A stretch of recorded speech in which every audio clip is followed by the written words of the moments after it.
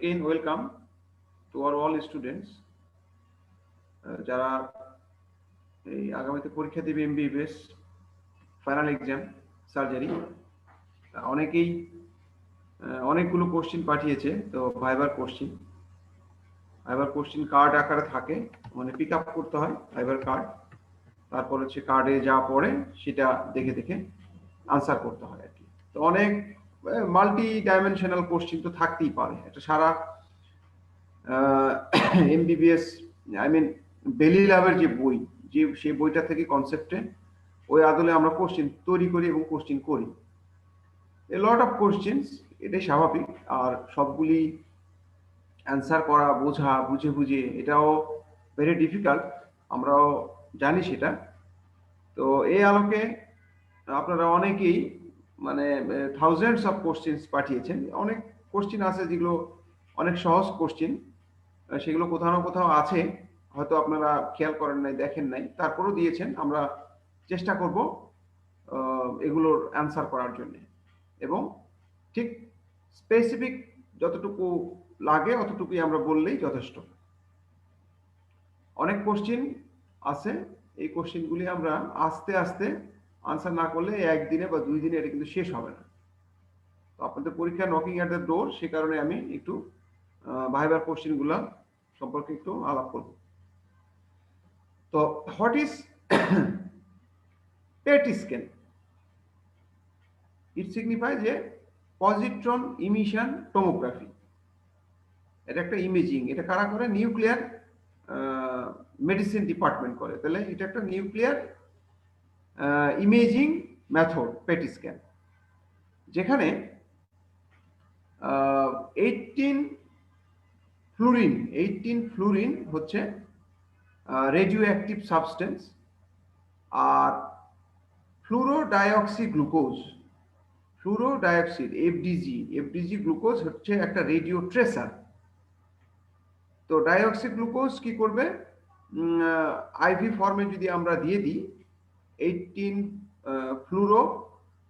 ফ্লুরোডাইঅক্সি glucose যদি দিয়ে দিই তাহলে আমাদের আইভি দিলে এটা সারা শরীরে ছড়িয়ে যাবে যে সমস্ত জায়গায় মেটাবলিক্যালি অ্যাক্টিভ সেল বেশি আছে মেটাবলিক্যালি অ্যাক্টিভ সেল বলতে ম্যালিগনেন্ট সেল কিন্তু মেটাবলিক্যালি অ্যাক্টিভ ক্রনিক বা অ্যাকিউট ইনফ্লামেটরি সেলগুলি মেটাবলিক্যালি অ্যাক্টিভ এই সমস্ত জায়গায় কিন্তু এই এফডিজি গ্লুকোজ একটা রেডিমেড ফর্মে মেটাবলিক সাবস্টেন্স রেডিমেড ফর্মে গিয়ে ডিমান্ড অনুসারে অনেক বেশি কনসেন্ট্রেট হয়ে যাবে তো এফডিজি যদি কনসেন্ট্রেট হয় এর সাথে আপনার 18 ফ্লুরিন আছে যেটা কিনা রেডিও অ্যাক্টিভ সাবস্টেন্স আমরা যদি একটা গামা ক্যামেরা দিয়ে একটা যদি ইমেজিং মেশিন দিয়ে যদি আমরা এক্স-রে করি তাহলে ওই যে সমস্ত জায়গায় এফডিজি গুলো গিয়েছে সেই জায়গাগুলোতে আপনার ওই ইমেজিং এ সেটা ফুটে উঠবে জল করবে তাহলে আমরা বলবো PET scan is a nuclear imaging scan that is produced by 18F fluorodeoxyglucose where FDG is a radio tracer and radioactive materials is 18 fluorine এবং নিউক্লিয়ার মেডিসিন ডিপার্টমেন্ট এটা করে পেট স্ক্যানের সাথে কম্বাইন্ড ফর্মে সিটি স্ক্যানও করা যায় তাহলে পেট স্ক্যানে আমরা লিশনটাকে এফডিজি দিয়ে আমরা metabolically active substance cancer cell ধরে ফেললো এটা ধরার পরে আমরা ফোকাস করলাম ফোকাস করার পরে পিইটি সিটি করতে পারি তাহলে ফোকাস করার পরে ওই জায়গাটার আমি সিটি স্ক্যান করতে পারি তাহলে পেট সিটি বলা in combination PET scan can be done with CT scan then it is called PET CT scan which will give more accurate information about the lesion even in a 3D 4D dimension so PET scan কারা করে nuclear medicine department করে এখন ম্যালিগনেন্সিতে কি কাজ করে এটা তাহলে হলো ফর ডায়াগনস্টিক ইনভেস্টিগেশন আমরা ইউজ করতে পারি যে কোন জায়গায় হয়েছে তারপরে আমরা স্টেজিং পারপাসে করতে পারি, কোন কোন জায়গাগুলিতে মানে সারা বডিতে কোন কোন জায়গায়, এটা কিন্তু সারা বডির ইমেজ দিবে, এটা নট দ্যাট যে যেহেতু আইভি ফর্মে দিবেন সব জায়গায় দিবে। তাহলে সারা বডিতে যদি আপনার এটা এফডিজি গ্লুকোজ ছড়িয়ে যায় এবং যে সমস্ত জায়গায় মেটাস্টেসিস হয়েছে সেই সমস্ত জায়গায় তো ক্যান্সার সেল ডিপোজিট হবে, সেগুলো তো মেটাবলিক্যালি অ্যাক্টিভ, হাইলি অ্যাক্টিভ, এফডিজি তাড়াতাড়ি ধরবে, তাহলে সেই সমস্ত জায়গায়ও জল করবে। সো ইন স্টেজিং ইনভেস্টিগেশন করা যাবে। তারপর হচ্ছে চিকিৎসা করার পরেই আমরা লোকাল রিকারেন্স অথবা any sorts of the recurrence কিন্তু আমরা বুঝতে পারবো। তারপরে চিকিৎসা করার পরে আমরা প্রগনোসিসটাও আমরা দেখতে পারবো। আর যদি কোনো ম্যালিগনেন্সি ডায়াগনোসিস করা নাই যায় কনভেনশনাল মেথডে, সেটাকে অকাল্ট ম্যালিগনেন্সি বলে, তাহলে আমরা এই অকাল্ট ম্যালিগনেন্সির জন্য আমরা সরাসরি যদি পেটি স্ক্যান করি তাহলে ম্যালিগনেন্সিতে ম্যানেজমেন্টে কি কি হিসেবে লাগলো, একটা হলো diagnosis, staging, follow up of the treatment, মানে রিকারেন্স হচ্ছে কিনা, ট্রিটমেন্টের আমরা ফলো আপ করছি। তারপর হচ্ছে অকাল্ট ম্যালিগনেন্সি আমরা ডায়াগনোসিস করতে পারি, হয়ে গেল। তাহলে পেটি স্ক্যানের অ্যাডভান্টেজ কি, এটা একটা সিঙ্গেল টাইম স্ক্যান যেখানে আমরা ওয়ান শট স্ক্যান, যেখানে আমরা একসাথে ডায়াগনোসিস করতে পারি, স্টেজিংও হয়ে যেতে পারে, তারপর হচ্ছে ডিস্টেন্ট মেটাস্টেসিসও আমরা একসাথে ধরতে পারি, এবং এর সাথে কম্বিনেশন যদি আমরা সিটি স্ক্যান করি তাহলে প্রাইমারি লিশনে আমরা আরো ভালো 3 ডাইমেনশনাল এলাকাও দেখতে পারবো। তাহলে অ্যাডভান্টেজ আর how it helps in malignancy একই কিন্তু কথা অলমোস্ট। এখন প্যারোনাইকিয়া, এপোনাইকিয়া আর পাল্প অ্যাবসেস। প্যারোনাইকিয়া আপনারা জানেন যে নেইল ফোল্ড যেটা আছে, আমাদের নেইল ফোল্ড আছে, এটা ফিঙ্গারের হতে পারে, এটা টুয়োর হতে পারে। এক কথায় বলবেন যে nail fold infection is known as paronychia. Acute হলে বলে acute nail fold infection is known as paronychia. আর নেইল ফোল্ডের কিন্তু দুটো ল্যাটারাল পার্ট আছে, দুটো ল্যাটারাল পার্টের সাধারণত একদিকে কিন্তু ইনফেকশনটা হয়। এখন পুরো দুই দিকেই ল্যাটারাল এক্সটেনশন দুই দিকে যদি হয়, অর্থাৎ whole of the proximal nail fold, অর্থাৎ নেইল ফোল্ডটা যদি পুরোটাই যদি হয় তাহলে এটাকে এপোনাইকিয়া বলা হয়। তাহলে eponychia is the soft tissue infection of the whole of the nail fold. আর যে কোনো একদিকে হলে ওটাকে আমরা সাধারণত অ্যাকিউট প্যারোনাইকিয়া বলি। এপোনাইকিয়া বললাম। তাহলে পাল্প অ্যাবসেস। পাল্প অ্যাবসেস কি, আপনার সবচেয়ে ডিস্টাল যে পাল্প, সেটা হলো মনে করেন যে হাতের যে আমরা আঙ্গুল মানে ফিঙ্গারের যে কাউন্ট করি আমরা 1 2 3 4 করে কাউন্ট করি না, মানে প্রত্যেকটা ফ্যালাংস যেটা ডিস্টাল ফ্যালাংসের যেটা হচ্ছে ডিস্টাল পাল্প স্পেস। আর প্রক্সিমাল এবং মিডল ফ্যালাংস যেগুলো সেগুলো শুধু পাল্প স্পেস নামে পরিচিত। আর ডিস্টাল পাল্প স্পেস সেটা হচ্ছে ডিস্টাল পাল্প স্পেস। তাহলে এই যে তিনটা পাল্প, ডিস্টাল, মিডিল এবং প্রক্সিমাল পাল্প স্পেস। পাল্প মানে যেটা বললাম, যেটা আপনারা ফিঙ্গারে কাউন্ট করেন, ফ্যালাংস গুলো, ফ্যালাংসের উপরে যে সমস্ত স্পেস থাকে, এবং এটা পামার অ্যাসপেক্টে আমরা বুঝাই। তাহলে abscess of the distal pulp, middle pulp অথবা proximal pulp is known as pulp space অথবা পাল্প অ্যাবসেস। আর ডিস্টাল পাল্পের অ্যাবসেসকে আমরা একটা স্পেসিফিক, এইটাই এখানে জানতে চেয়েছে, ফেলন বলে। Felon, pulp abscess of the distal phalanx is known as phelon. Phelon, F-E-L-O-N, phelon. It is a very painful condition because distal pulpটা হচ্ছে আপনার খুব tight space, very tight space, neurovascular bundle গেছে, এবং এই পাল্প অ্যাবসেস হয়ে গেলে আপনার এত টাইট, ওখানে ভেসেল কম্প্রোমাইজ করে ইস্কেমিয়া হয়ে ওখানে ফ্যালাংসের কিন্তু অস্টিওমাইলাইটিস করে ফেলতে পারে ইস্কিমিয়ার মাধ্যমে, পাস টাস হয়ে। তারপর হচ্ছে সাপোরেটিভ অস্টিও আর্থ্রাইটিস করতে পারে, আর সেপ্টিসিমিয়া করতে পারে অ্যাজ এ হোল ইনফেকশন। তাহলে এটাকে পাল্প অ্যাবসেস বলা হয়। Incision and drainage is the treatment of the choice. আমি আসতেছি পরের কোশ্চেনে, যে হ্যান্ড ইনফেকশনের ম্যানেজমেন্টের যে প্রিন্সিপালটা। তাহলে পাল্প স্পেস বা পাল্প অ্যাবসেস আমরা পড়লাম, ডিস্টাল পাল্প অ্যাবসেস হলে পরে আমরা ফেলন বলবো। What are the clinical importance of the hand infection? তাহলে হ্যান্ড ইনফেকশনে হলে পারে ক্লিনিক্যাল ইনফেকশন ইম্পর্টেন্সটা হলো এটা ভেরি পেইনফুল কন্ডিশন এবং এটা একটা ডিসএবিলিটিং কন্ডিশন। এটা খুব তাড়াতাড়ি পেশেন্টকে হ্যান্ড ফাংশন থেকে বিরত রাখে, হাতের এডেমা হয়ে যায় এবং প্রপারলি ফাংশন করতে পারে না, এবং একটা কম্পার্টমেন্টের সাথে আরেকটা কম্পার্টমেন্ট সাধারণত ইন্টার কমিউনিকেটিং থাকে, সো তাড়াতাড়ি স্প্রেড করতে পারে, হ্যান্ডটা ফুলে যায়, সোলেন হয়ে যায় এবং এখান থেকে সেপ্টিসিমিয়া হয়ে যাওয়ার সম্ভাবনা থাকে। তাহলে this are the clinical importance of the hand infection. এটা অনেকটা clinical features of the hand ইনফেকশনের মতন, যে সমস্ত ক্লিনিক্যাল ফিচার আপনাকে ডিস্টার্ব করবে সেটাই ক্লিনিক্যাল ইম্পর্টেন্স। যে হ্যান্ড ইনফেকশন হলে তাড়াতাড়ি ফুলে যাবে, ডিসএবিলিটিং করবে, এটা ডিফর্মিটি করবে, আই মিন ফাংশন করতে দিবে না, এটা একটা কমিউনিকেটিং দ্রুত স্প্রেড করে এবং এটা থেকে আপনার সেপ্টিসিমিয়া হয়ে যেতে পারে। আচ্ছা, এবং হাত ফুলে যায়। What are the steps of the management of the hand infection? তাহলে প্রপার ডায়াগনোসিস আগে করতে হবে, যে ছোটখাটো মাইনর ট্রমা থেকে হতে পারে বা যে কোনো আঘাত থেকে হতে পারে, নেইল যে আপনারা নখ উঠান, নখ ফাটেন, এখান থেকে হতে পারে। স্টেপস হলো ডায়াগনোসিস। প্রথমে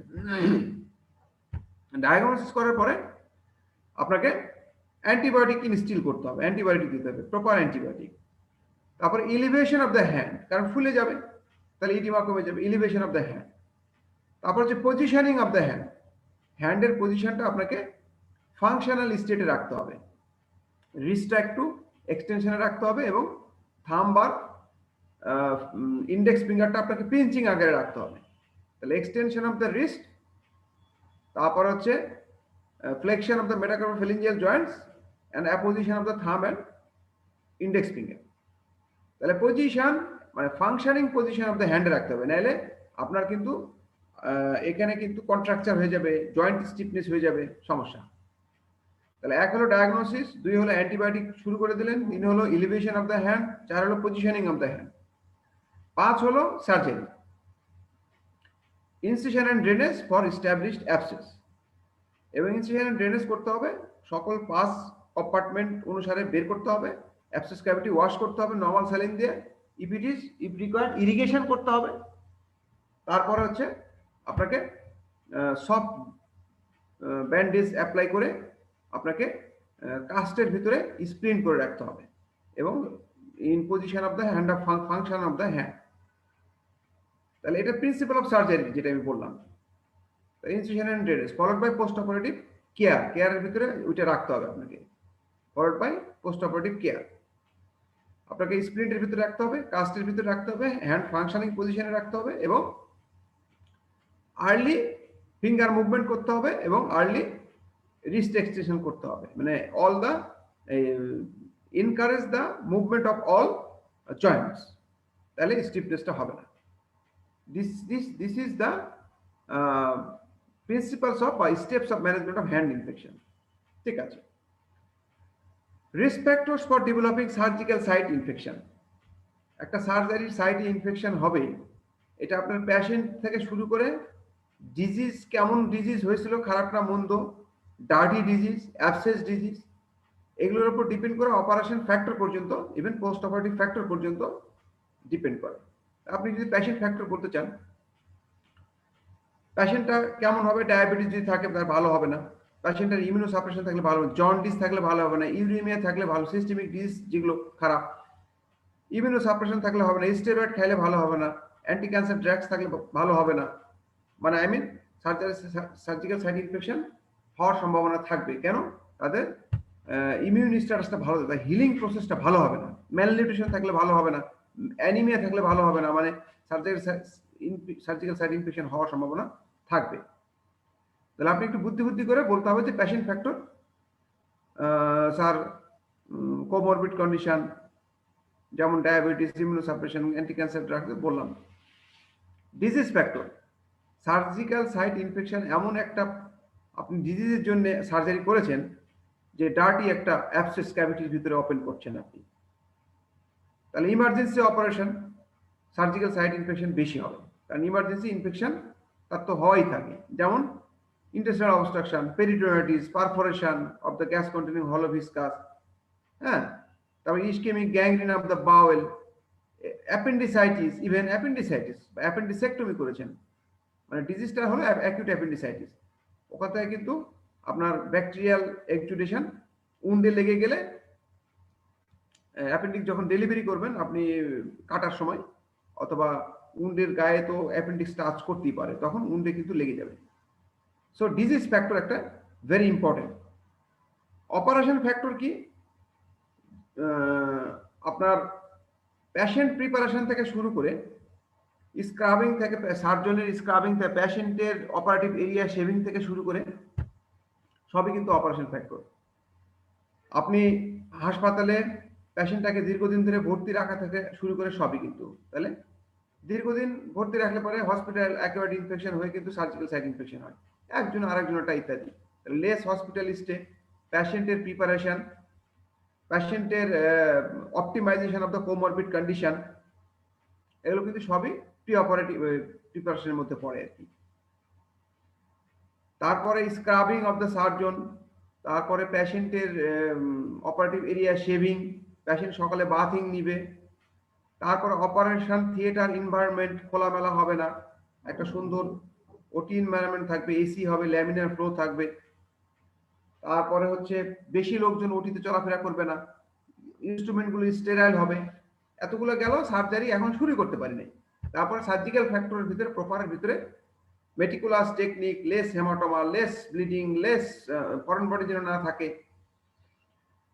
তারপর হচ্ছে অ্যাপ্রোপ্রিয়েট সুতা সিলেকশন, সুচার সিলেকশন, এগুলো থেকে শুরু করে আপনার স্টিচিং মেথড পর্যন্ত।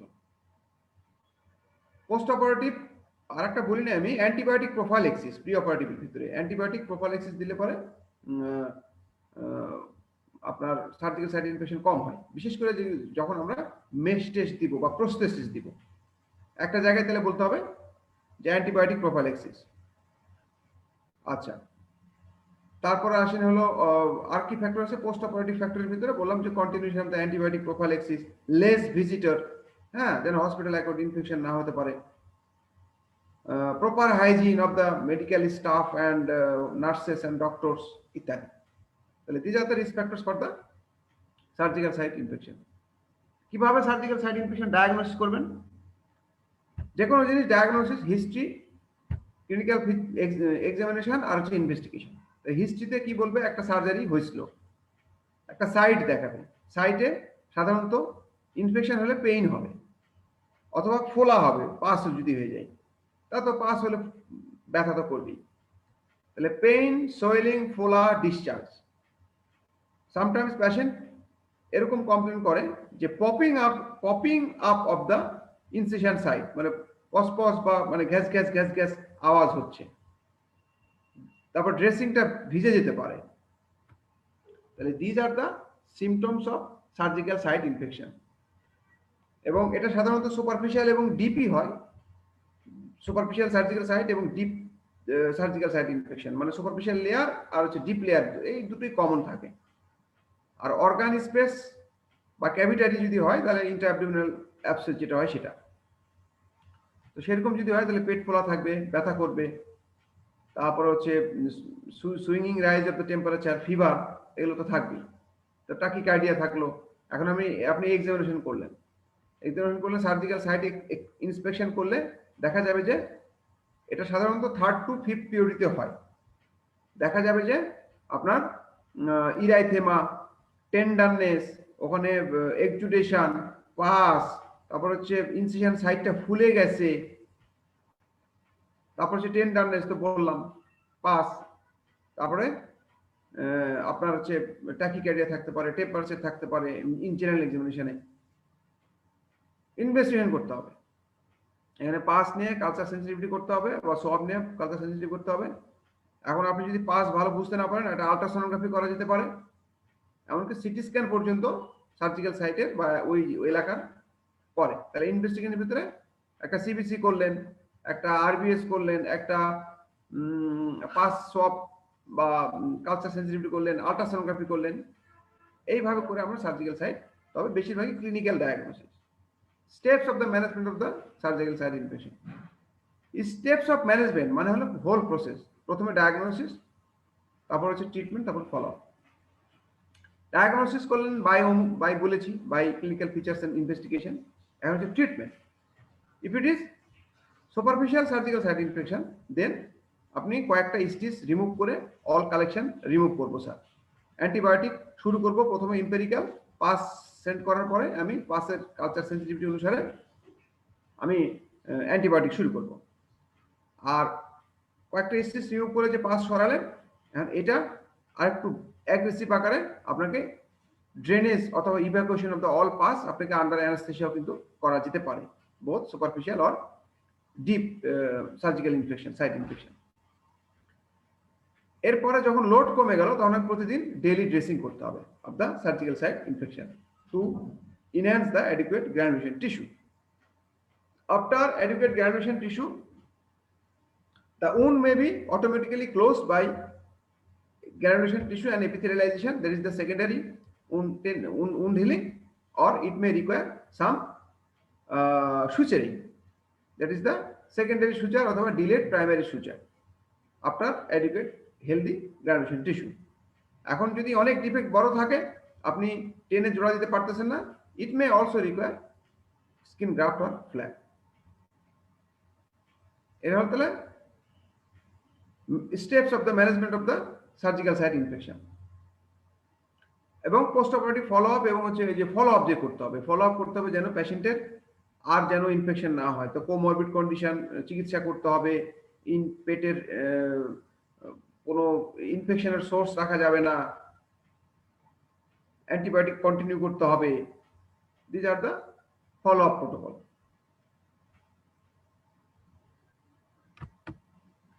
এখন আসেন, বলছেন যে কার্বাঙ্কেল কাকে বলে?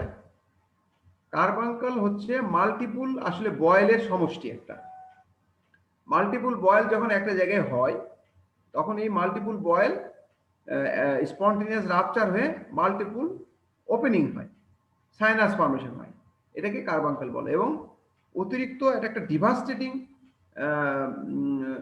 মানে ইনফেকশন, যেটা কিনা স্কিন এবং সাবকিউটানিয়াস টিস্যুকে খেয়ে ফেলে, মানে নেক্রোসিস করে, মানে গ্যাংগ্রিন করে। তাহলে infective gangrene of the skin and the subcutaneous tissue that causes the destruction of the soft tissue, and it is usually located in the nape of the neck, axilla, groin. কাদের হয় আছে পরের কোশ্চেনটা আমি পরে আসতেছি। তাহলে বয়েলের ভিতরে পার্ট, বয়েল সাধারণত সিঙ্গেল হয় এবং হেয়ার ফলিকুলে হয়, একটা পাস পয়েন্ট, সাধারণত সিঙ্গেল পাস পয়েন্ট থাকে।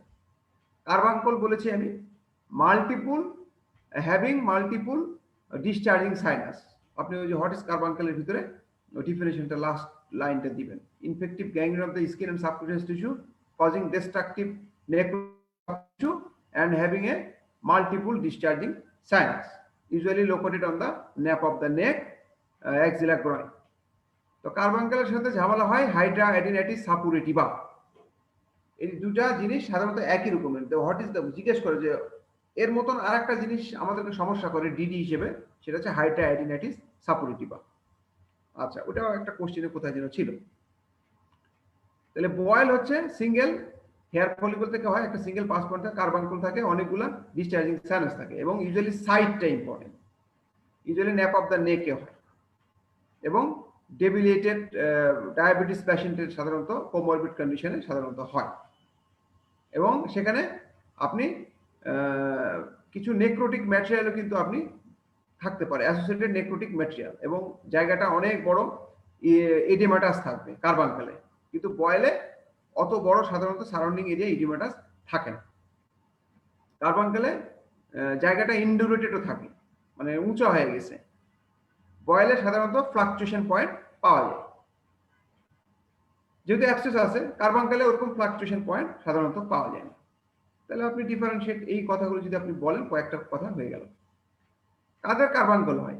ওই একই কথা, যাদের উন্ড ইনফেকশন হয় যাদের, তাদের হয়, যাদের সার্জিক্যাল সাইড ইনফেকশন হয় তাদের হয়, ওই ঘুরে ঘুরে যাদের ইমিউনিটি হিলিং ভালো হয় না তাদের হয়। Diabetes mellitus, immunosuppression, steroid therapy, anti cancer drugs, malnutrition, poor proper hygiene, এই সমস্ত রোগের কার্বাঙ্কাল হয়। What are the points to be ask? আচ্ছা, আপনারা কোশ্চিনগুলো মানে কোনো সিস্টেম ওয়াইজ নেই আসলে, এখানে diversities of the questions is there. System wise করতে গেলেও করা যেত, আমরা আপনাদের কোশ্চিনের মানে নাম্বার অনুসারে আমরা জাস্ট সাজিয়েছি, তো এলো কথারই। বাট এই লেকচারটা যদি পরে শুনেন তাহলে হচ্ছে অনেকের হয়তো উপকার হলেও হতে পারে। আমি একটু এক্সপ্লেন সহকারে বলছি, কিন্তু কি বলতে হবে সেটাও বলছি। জাস্ট কি বলবেন, মানে একেবারে অ্যান্সার বললে তো বলাই যায়, কিন্তু আপনারা যদি না বোঝেন তাহলে তো ওটা আসলে লাভ হলো না। I will try to make you understand. What are the points to be asked in examining a lump? একটা ফোলা বা সোয়েলিং এক্সামিন করতে গেলে এটা একটা সহজ কোশ্চিন, এটা আপনার ক্লিনিক্যাল এক্সামিনেশন যখন করেন তখনই কিন্তু এটা পারার কথা। একটা ফোলা বা লাম্প বা চাকা, একটা লাইপোমা হতে পারে, একটা ফাইব্রোমা হতে পারে, নিউরোফাইব্রোস, সেবাসিয়াস সিস্ট হতে পারে, তারপরে যে কোনো সফট টিস্যু সার্কোমা হতে পারে, সারফেসের প্যাপিলোমা হতে পারে, যে কোনো সারফেসের একটা সোয়েলিং, সাধারণত সারফেসের সোয়েলিং, এটা ইভেন ইট মে বি একটা হার্নিয়া, একটা লাম্প। তো এই লাম্প সম্পর্কে কি কি এক্সামিনেশন এই মানে পয়েন্ট আস্ক করতে হয়? এই ফোলাটা আপনার কতদিন থেকে, দিন একটা ইম্পর্টেন্ট, কারণ দ্রুত যদি হয়, অল্প দিনের ডিউরেশন হয়, এটা সাধারণত র্যাপিডলি গ্রোয়িং হয়, আপনারা জানেন ম্যালিগনেন্ট, এই জন্য ভয় আমাদের। তাহলে হচ্ছে একটা হলো ডিউরেশন জিজ্ঞেস করতে হবে, এবং প্রোগ্রেস অফ দ্য সোয়েলিং, মানে কত দ্রুত কিভাবে এসছে, মানে ধীরে ধীরে বাড়ছে না জোরে জোরে বাড়ছে। আচ্ছা, কতদিন থেকে হলো। তারপরে হলো আপনি জিজ্ঞেস করলেন ব্যথা আছে কিনা, শরীরে আর কোথাও এরকম চাকা আছে কিনা। এখন হার্নিয়া থাকলে, ইনগুইনাল হার্নিয়া থাকলে আপনি যদি জিজ্ঞেস করেন যে আর কোথাও হার্নিয়া আছে নাকি আপনার, তাহলে বোকামি। আপনাকে সেই চাকাটা ধরন বুঝতে হবে, যে সারফেসে আছে, সিবাসে সিট, না লাইপোমা, তাহলে সেক্ষেত্রে আপনি জিজ্ঞেস করলেন যে আর কোনো জায়গায় আছে কিনা, হেমানজিওমা, শরীরে আর কোথাও ব্যথা একটা। এই সমস্যাটা কি আপনাকে কোনো, বা এই চাকাটাকে আপনাকে কোনো, অনেক সময় কসমেটিক প্রবলেম হয়, অনেক সময় প্রেশার ইফেক্টের কারণে কাজ করতে পারে না, রিস্টের উপর আছে, জয়েন্টের উপর আছে, কোনো সমস্যা তৈরি করছে কিনা। এবং লোকেশন অফ দ্য লাম্প কিন্তু মাথার ভিতরে রাখতে হয়, যে just in front of the elbow হলে পরে আমাকে চিন্তা করতে হবে যে এখানে ব্র্যাকিওল্যাটারে চাপ দিচ্ছে, সো রেডিয়াল আর্টারিটা দেখতে হবে, এখানে নার্ভগুলো দেখতে হবে, সবগুলো লাম্পে নিউরোভাস্কুলার স্ট্যাটাস দেখতে হয় না, কিন্তু ওই লাম্পগুলোর চিন্তা করতে হয়। এই কয়েক পাঁচটা জিনিস জিজ্ঞেস করলে কিন্তু আপনার হয়ে যায়। ও আপনি এই ব্যথা, এই লাম্পটা কিভাবে হয়েছিল, আপনি যে বললেন কতদিন থেকে, তারপরের কোশ্চেন হলো যে কিভাবে হয়েছিল, আপনি লক্ষ্য করছেন কিভাবে, কারণ এই চাকাটা অনেক সময় আপনি ফুটবল খেলতে গিয়ে অনেক সময় ব্যথা পেয়েও কিন্তু হতে পারে, তাহলে বলে দিবে যে স্যার এই যে কালকে ফুটবল খেলতে গিয়ে ট্রমাটিক, এটা ট্রমাটিক মানে হলো ইনফ্লামেশনের কারণে। অথবা বয়েলও যদি হয় তাহলে সেটা ইনফেক্টিভ কারণে অ্যাবসেস হয়েছে, বয়েল ফোলা হয়েছে, সেটাও কিন্তু পেশেন্ট বলে দিবে। So this are the actually 6 points to be asked examination of the lump. What is the clinical finding of a malignant ulcer? একটা আলসার যদি ম্যালিগনেন্ট হয়, ক্লিনিক্যাল ফাইন্ডিং কিন্তু আসলে পেশেন্ট বলা থেকে শুরু করে আপনার এক্সামিনেশন ফাইন্ডিংস পর্যন্ত, এটা মনে রাখতে হবে। তাহলে পেশেন্ট বলবে স্যার আমার এখানে একটা হয়তো মোল ছিল, এখানে মোলটা ফুটে গিয়ে একটু আলসার হয়ে গেছে স্যার, তারপর আর ভালো হয় না, অনেকদিন থেকে মোল ছিল। তারপরে হলো বলতে পারে যে আমার এখানে একটা স্কার ছিল স্যার, বার্ন পুড়ে গেছিল, তারপর থেকে স্যার হঠাৎ করে একদিন দিয়ে ঘষা খেতে খেতে এখানে ছিঁড়ে গেছে, তারপরে স্যার এখানে বাড়তে আছে স্যার, আর ভালো হচ্ছে না এবং বেশ দ্রুত বাড়ছে। অথবা যে কোনো একটা জায়গায় ঠোঁটের আলসার, অথবা যে কোনো একটা জায়গায় সারফেসের আলসার, বলবে যে আমার এটা দ্রুত বাড়ছে। তাহলে ডিউরেশন অফ দ্য আলসার, তাহলে র্যাপিডলি একটা গ্রোয়িং একটা আলসার বা উন্ড বলবে, যেটা short onset of the, short duration কথাটা বলবে। ব্যথাযুক্ত বলতে পারে যে it may be painful, particularly if it involve the nerve.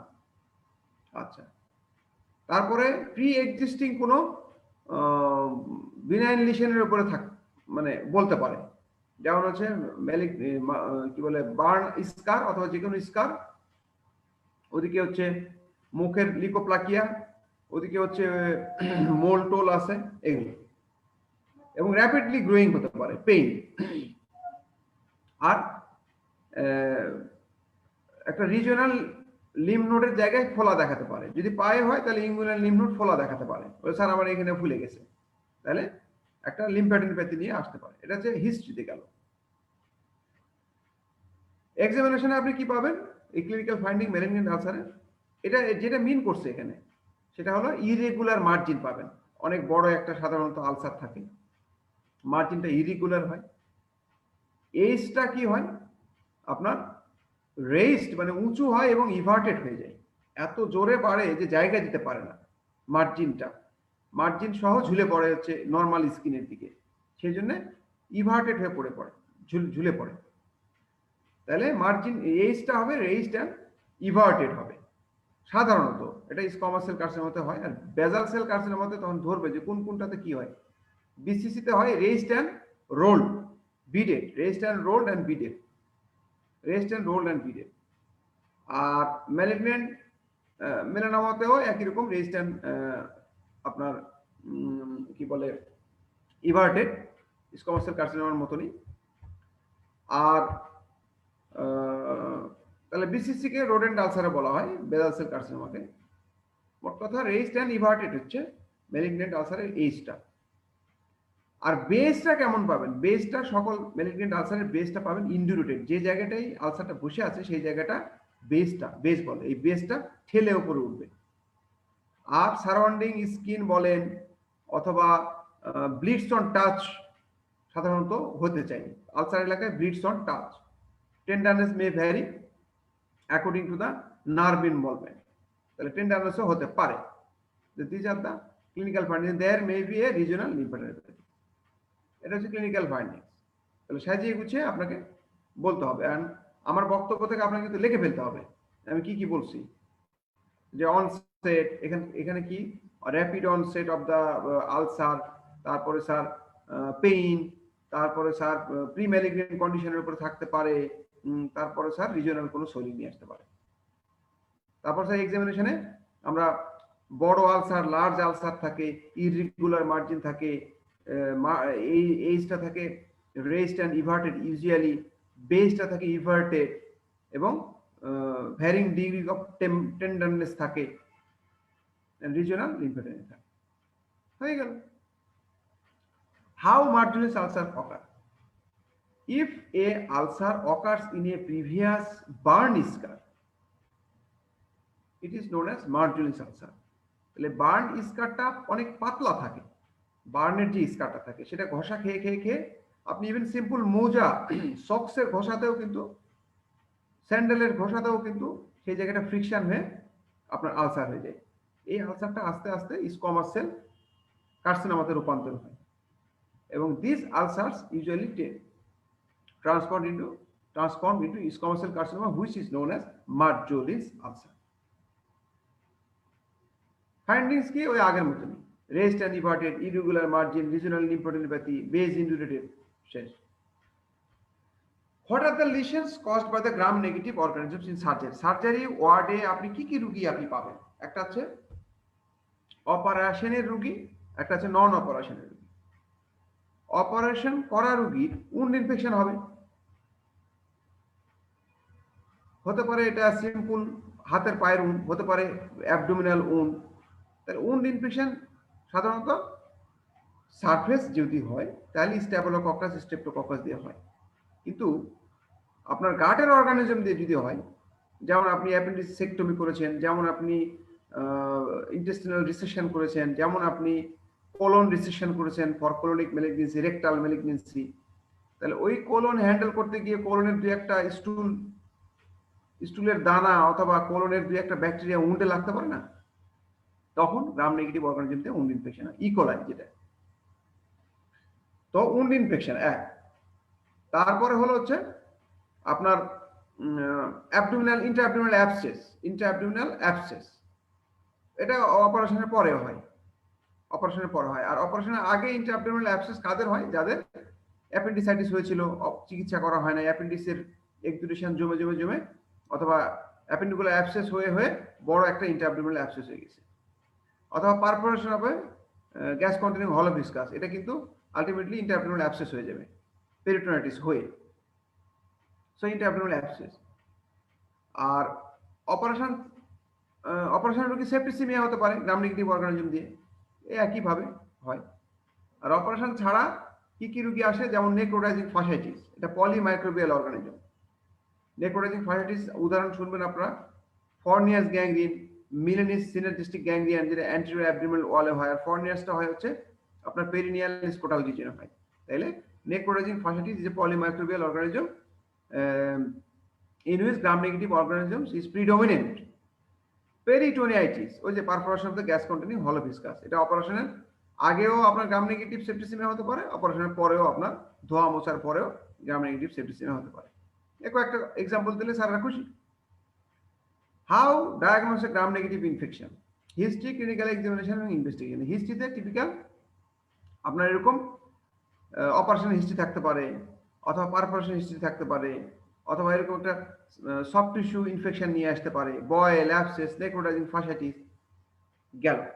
Clinical এক্সামিনেশনে according to site of the infection আপনি উন্ড ইনফেকশন হলে উন্ড ইনফেকশন, ফর্নিয়াস হলে ফর্নিক্স, ইরাইসিপেলাস, সেলুলাইটিস, হোয়াট এভার, সবই কিন্তু আপনি ক্লিনিক্যাল এক্সামিনেশন করতে হবে।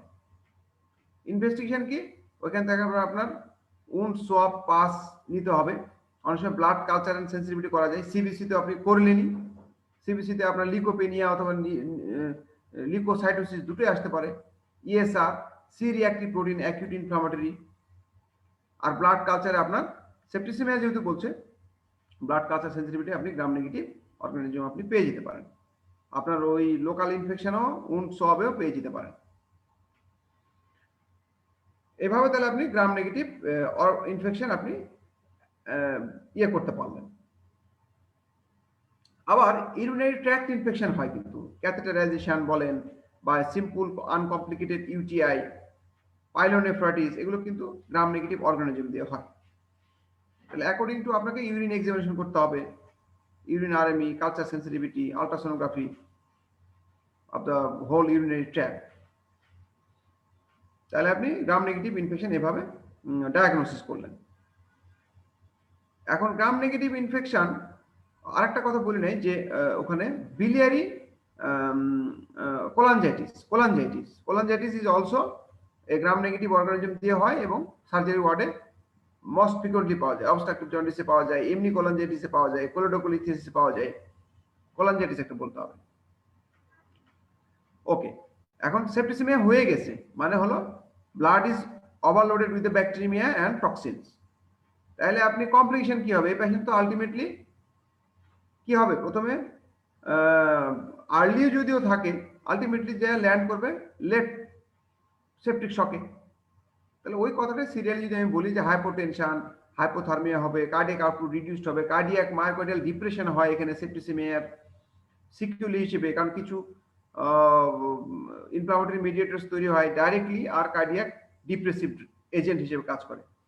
ক্লটিং মেকানিজম ফেলিউর হয়ে যায়, কগুলোপ্যাথি হয়ে যায়, কারণ আপনি জানেন হাইপোথার্মিয়া হয়ে গেলে পরে ক্লটিং মেকানিজম ঠিক মতন কাজ করতে পারে না, ওদিকে আপনার বিভিন্ন ক্যাসকেড অ্যাক্টিভেট হয়ে যায়। দেখা যায় যে ডিআইসি, এখানে একটা ডিআইসি দিই নাই, disseminated intravascular coagulation. Ultimately this all leads to specific 1 to 1, 2, 3, 4, 5 organ failure. Renal failure হতে পারে, acute respiratory distress syndrome, MODS, multiple organ dysfunction syndrome, multiple organ failure, ultimately death.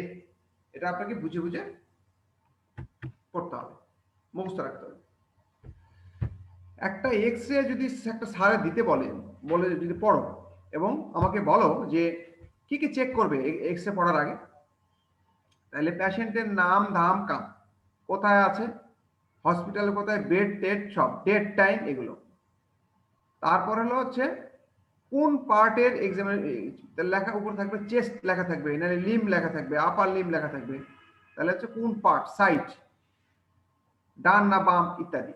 তারপর হচ্ছে সাইডের ভিতরে যে ল্যাটারাল নাকি এটা হচ্ছে ডানে না বাম, সাইডটাও কিন্তু এপি ভিউ, পোস্টেরিয়র ভিউ অথবা আপনার ল্যাটারাল ভিউ, তাহলে ভিউটা ইম্পর্টেন্ট। ভিউ বা সাইড, অ্যাডিকুয়েট এক্সপোজার হয়েছে কিনা। অনেক এক্স রে কোয়ালিটি খারাপ থাকে, সাদা থাকে, বেশি বেশি কালো থাকে, তাহলে voltage of the X ray actually, বা অ্যাম্পিয়ারেজ অফ দ্য এক্স রে, এটাকে quality of the X ray বলে। তারপরে আপনাকে আস্তে আস্তে স্যার সফট টিস্যু চেক করতে হবে, যে পার্টের এক্স রে করছি সেই এক্স রে সফট টিস্যু দেখবো, বোনস আলাদা করে দেখবো, কার্টিলেজ দেখবো, তারপরে দেখবো আমরা ভিসেরা দেখবো ওই পার্টে। এখন এটা আপনার লাংসের হতে পারে লাংস, হার্ট শ্যাডো হলে হার্ট শ্যাডো, প্লুরাল ক্যাভিটি হলে প্লুরাল ক্যাভিটি, এই টাইপের। তাহলে আপনি যদি শুরু করতে পারেন আইডেন্টিটি দিয়ে, তাহলে কিন্তু আপনি পার হয়ে যাবেন। হঠাৎ দ্য কম্পোনেন্টস অফ ইমেজিং রিকুয়েজিশন, একটা ইমেজ আপনি যে রিকোয়েস্ট করছেন, কারণ আপনি নিউমোথোরাক্স ডায়াগনোসিস করেছেন, আপনি একটা এক্স রে করতে চাচ্ছেন নিউমোথোরাক্স কথা, অথবা আপনি আপনার perforation of gas containing hollow viscous diagnosis করেছেন ক্লিনিক্যালি, আপনাকে তো নিউমোপিরিটনিয়াম দেখতে হবে এক্স রেতে। তাহলে এক্স রেতে কি, এক্স রে যখন আপনি করবেন তখন আপনি তো করবেন না, আপনি পাঠাবেন রেডিওলজি ডিপার্টমেন্টে, তো আপনি একটা রিকোয়েজিশন ফর্মে আপনাকে লিখতে হবে। তাহলে কি কি ইনফরমেশন দিয়ে লিখলে ওই রেডিওলজিস্টের আপনার সাহায্য, সর্বোচ্চ সাহায্য হয় এবং আপনার পারপাসটা ফুলফিল হয়, সেটা কিন্তু চিন্তা করতে হবে। সো আপনার পেশেন্ট পার্টিকুলার্স দিতে হবে আইডেন্টিটির জন্য, হসপিটাল পার্টিকুলার্স, কোন বেডে আছে, কোথায় আছে, কোন হাসপাতাল, ডেট টাইম তো দিতেই হবে, ডেট টাইম তো অবশ্যই আপনাকে দিতে হবে।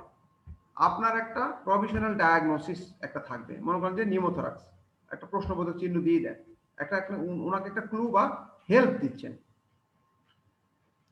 তাহলে প্রভিশনাল একটা ডায়াগনোসিস, ওনাকে একটা ক্লু দিবেন। তারপর আপনি কোন পার্টের এক্স রে করতে চান পরিষ্কার করে লিখতে হবে, এটা হচ্ছে ইম্পর্টেন্ট অংশ। X ray of the chest including both dome of the diaphragm, আমি ডায়াফ্রাম সহ দেখতে চাই।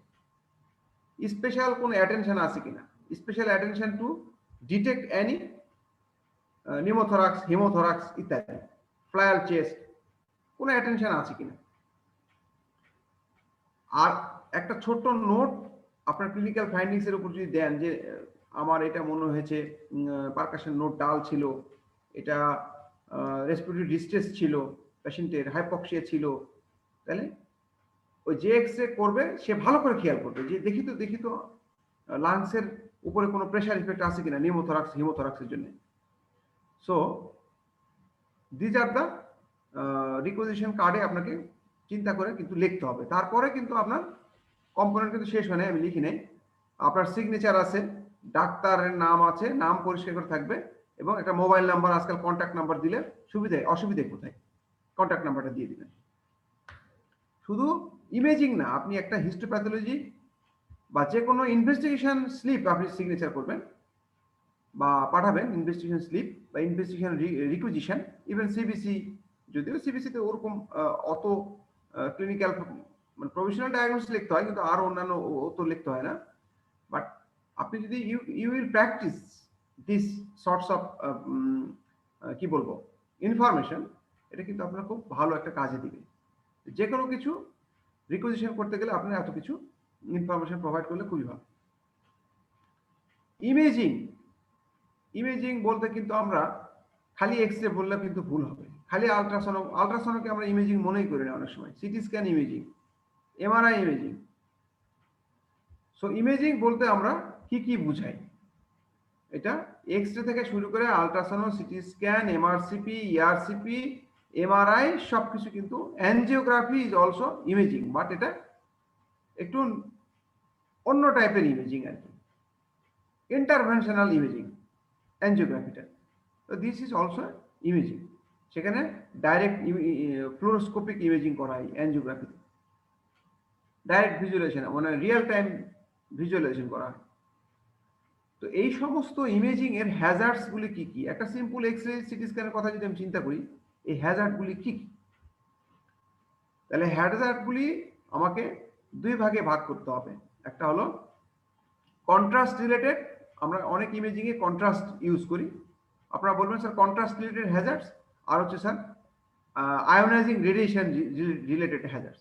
স্যার কন্ট্রাস্ট রিলেটেড হ্যাজার্ডস, এটা অনেকের কন্ট্রাস্ট দিলে পরে হাইপার সেন্সিটিভ রিঅ্যাকশন হয়, রেনাল ফেলিউর হয়ে যেতে পারে। তারপর হচ্ছে আপনার ডেথও হয়ে যেতে পারে অনেক সময়, এত বেশি হাইপার সেন্সিটিভিটি রিয়াকশন হয় কন্ট্রাস্ট রিলেটেড। সেই জন্য আমরা সিরাম ক্রিয়েটিনিন দেখে নিই, সেই জন্য আমরা হাইপার সেন্সিটিভিটি রিয়াকশন দেখে নিই, অনেক সময় স্টেরয়েড সহ দিই, অ্যান্টি অ্যালার্জিক সহ কিন্তু আমরা ড্রাগ পুশ করি, সিরাম ক্রিয়েটিনিন ডায়াবেটিস আছে কিনা দেখে নিই। তাহলে কন্ট্রাস্ট রিলেটেড গ্যাপ।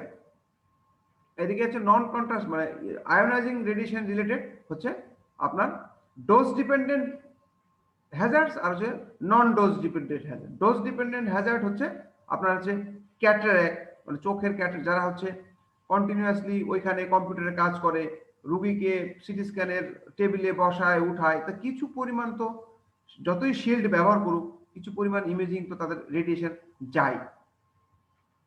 রুগীর জন্য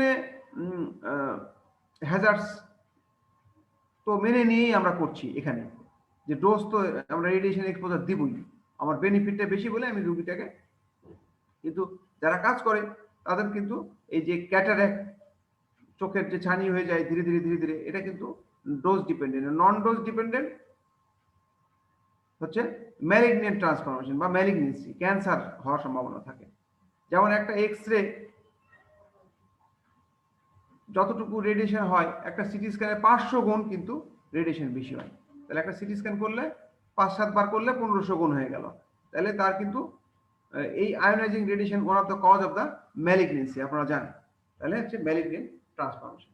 তাহলে ছোট ছোট কথা আমি একটু বেশি বললাম, কিন্তু আপনারা বলবেন contrast related hazards, ionising radiation related hazards. Contrast related আপনি বলবেন হাইপার সেন্সিটিভিটি, তারপর হচ্ছে রেনাল ফেলিউর, ডেথ। আর ওদিকে আসে non contrast dose dependent, non dose dependent. ফটফট করে বলে ফেলবেন। What is pressure sore? Pressure sore বা ডিকিউবিটাস আলসার বলে, প্রেসারের কারণে বডির উপরে আপনার প্রেসার পড়েছে। কি দিয়ে প্রেসার পড়েছে? একটা বেডশিটের শুয়ে আছেন আপনি, বেডশিটের কুচকানো একটা ভাঁজও কিন্তু আপনার আর্মে যদি 6 ঘন্টা 7 ঘন্টা যদি স্ট্যাটিক অবস্থায় বেডশিটের একটা টাইট ভাঁজ যদি আপনার গায়ের উপর পড়ে, এটা কিন্তু প্রেসার দিবে। এই প্রেসার দিলে তার তলার নিচে বা প্রেসারের যে এলাকায় সেই তার নিচে ক্যাপিলারি প্রেসার কিন্তু উপর ক্যাপিলারির উপর প্রেসার দিবে। তো প্রেসারটা যদি ক্যাপিলারি প্রেসার থেকে বেশি হয়, ক্যাপিলারি প্রেসার যদি 30 হয় আর আপনি 40-এ যদি প্রেসারটা লাগে, তাহলে ক্যাপিলারিতে ব্লাড ফ্লো হবে না। তারপর আলটিমেটলি ওইখানে ইস্কিমিক একটা চেঞ্জ হবে। এটা একদিনে হয় না, 1 ঘন্টায় হয় না, আস্তে আস্তে হয়। প্রথমে ইরাথেমা হবে, নীল হবে, লাল হবে, তারপরে কিন্তু স্কিন কিন্তু কালো হতে থাকবে, একসময় স্কিন খুলে যাবে। This are the sequelae. This is pressure sore. তাহলে the sore which is produced by the pressure over any parts of the body. তো এই এনি পার্টস বললে আসলে তখন স্যার বলবে যে কোথায় কোথায় হয়, তখন আপনাকে কিন্তু বলতে হবে যে sir there are some pressure areas actually when the patient is lying down, when the patient is standing down. Lying down এ আমরা কি কি বলি? স্যাক্রাম বলি, হিল বলি, তারপর হচ্ছে অক্সিপুট বলি, মানে স্যাক্রাম, হিল, অক্সিপুট। আর ল্যাটারাল পজিশনে যদি হয় তাহলে ম্যালিওলাস বলি, ঠিক আছে, তারপর হচ্ছে গ্রেটার ট্রকেন্টার বলি। তাহলে এই সমস্ত জায়গায় প্রেসারটা আপনার শুয়ে থাকলে পরে ওর উপর ভর করে আপনি ইয়ে করেন। মেকানিজমটা আপনাকে বললেন যে এই মেকানিজমে usually the external pressure is above the capillary pressure which compress the capillary and impedes the arterial supply, মানে blood supply, that leads to ischemic necrosis বা gangrene, ultimately slapping out হলে আবার প্রেসার সোর হয়। তাহলে এটা আপনি কি বুঝিয়ে বুঝিয়ে আপনি বললেন।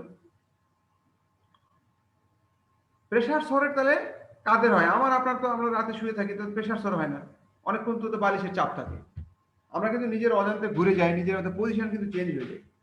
সো একটা পেশেন্ট যদি ইমোবিলাইজ থাকে, কারা কারা ইমোবিলাইজ থাকে? একটা স্ট্রোকের পেশেন্ট, একটা আপনার নিউরোলজিক্যালি হেমিপ্যারেটিক পেশেন্ট, কোয়াড্রিপ্লেজিক পেশেন্ট, এরা তো নড়তে চড়তে পারে না। Fracture neck of the femur, lower limb fracture, এরা তো নড়তে চড়তে পারে না, আপনি খেয়াল করে দেখেন। তাহলে even after operation for the lower limb, pelvic surgery, এরা তো নড়তে চড়তে ভালো মতন পারে না।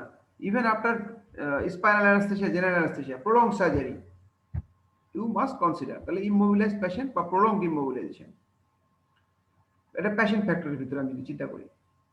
তারপরে আসেন পেশেন্টের ভিতরে কিছু ম্যালনিউট্রিশন আছে, অ্যানিমিয়া আছে, এগুলো থাকলে পরে আপনার প্রেশার সোর হয়ে গেলে আবার ভালো হয় না। তো this are the predisposing factor. Surgical factor তো বলেছি, প্রলং সার্জারি এবং diabetes mellitus, immunosuppression, this all are the risk factor for pressure sore. Main হলো ইমোবিলাইজেশন।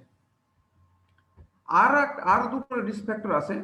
পেশেন্ট যদি কন্টিনিউয়াস ড্রেনেজ হতে থাকে, মানে ওয়েটিং অফ দ্য ক্লোথস হয়, ট্রমা, তারপর হচ্ছে ওয়েটিং অফ দ্য ক্লোথস, ট্রমার কারণে হতে পারে প্রেশার সোর। এই ট্রমার কারণে কিভাবে হতে পারে, যে ট্রমা পেশেন্টটাকে ইমোবিলাইজ করে দিল, সেটার কারণে। ডাইরেক্ট প্রেশার, আপনার বাসে শুয়ে আছেন 10 ঘন্টা ধরে একইভাবে হ্যান্ডেলের উপরে, ওটা যেমন মানে কম্প্রেসিভ নিউরোপ্যাথি হয়, এরকম প্রেশার সোরও খুব কম হয়, আমি এক্সাম্পল দেওয়ার জন্য বললাম আর কি। তারপরে আসেন আপনার continuous waiting of the area. এখন একটা পেশেন্ট ইউরিনারি ইনকন্টিনেন্স আছে বা ফিকাল ইনকন্টিনেন্স আছে, তাহলে সবসময় ভিজা ভিজা থাকে, ড্রাই থাকে না। এখানে কিন্তু ফ্রিকশন হলে পরে বা প্রেশার পড়লে পরে যদি মানে ঘা হওয়ার একটা সম্ভাবনা থাকে, সেটা শুকানোর সম্ভাবনা খুবই কম। তাহলে হচ্ছে ডাইরেক্ট প্রেশার প্রেডিসপোজিং ফ্যাক্টর, বা এটা মেকানিজম অফ অ্যাকশন বলে আর কি, মেকানিজম অফ প্রডিউসিং প্রেশার সোর বলে।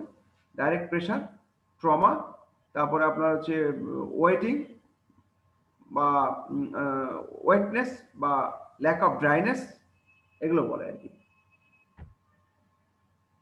এগুলো কিন্তু আপনার রিস্ক ফ্যাক্টরের ভিতরে পড়ে। তাহলে আপনি গুছিয়ে গুছিয়ে আপনি লিখে ফেলেন principles of management of pressure sore. একটা এস্টাবলিশ প্রেশার সোর হয়ে গেছে তার জন্য একটা ব্যবস্থা, আর প্রেশার সোর প্রিভেনশনের জন্য একটা ব্যবস্থা।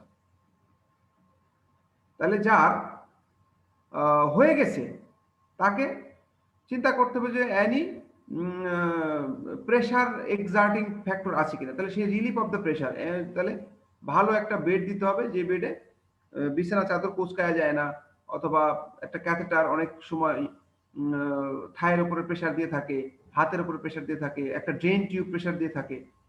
তাহলে relief of the pressure number 1। তারপর এই পেশেন্টটাকে একটা সুন্দর এয়ার কুশন বেড দিতে হবে, যেই বেডটা অটোমেটিক্যালি ফুলবে আর হচ্ছে কলাপস হবে। তাহলে হলো খোলার কারণে আপনার প্রেশারটা ডিসপার্স করে দিবে, আবার মানে কলাপস হওয়ার কারণে আবার নেমে গেল।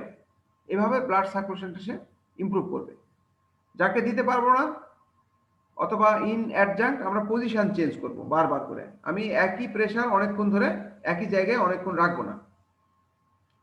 পজিশন চেঞ্জ বলা আছে যে এভরি 2 আওয়ারলি ইন আপনার কি বলবো, শোয়া পেশেন্ট, লাইং পেশেন্টের জন্য every 2 hourly for 15 minutes, every 2 hourly আপনি প্রেশার কি বলে পজিশন চেঞ্জ করলেন। আর আপনার বসে থাকা রোগীর আপনার প্রত্যেক 10 মিনিট পর পর 10 সেকেন্ডের জন্য আপনি পেশেন্টটাকে একটু দাঁড়া করালেন, উইথ সাপোর্ট আর উইদাউট সাপোর্ট, প্রত্যেক 10 মিনিট পর পর 10 সেকেন্ডের জন্য।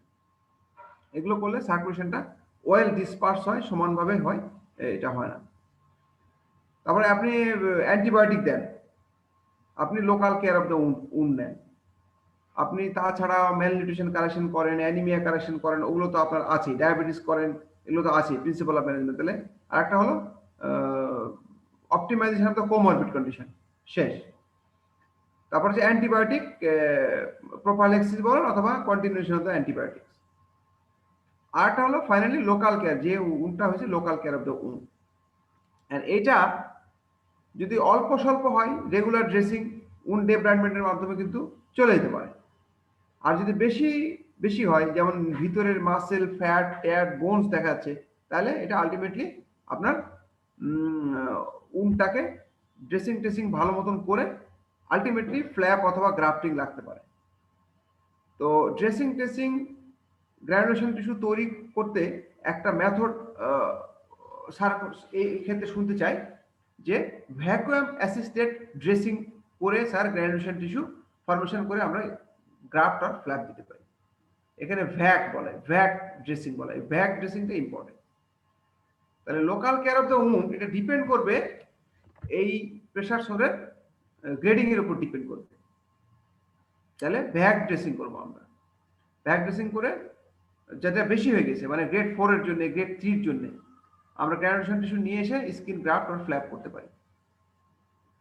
অথবা প্রাইমারি সুচারিং যদি সুইটেবল জায়গায় প্রাইমারি সুচারিংও করতে পারি। একটা বাটকে হয়েছে যেখানে স্কিন আমি মোবিলাইজ করতে পারবো নিচের দিকে এজগুলো ট্রিমিং করে, আমি প্রাইমারি একসাথে আমরা মানে স্টিচিংও করতে পারি।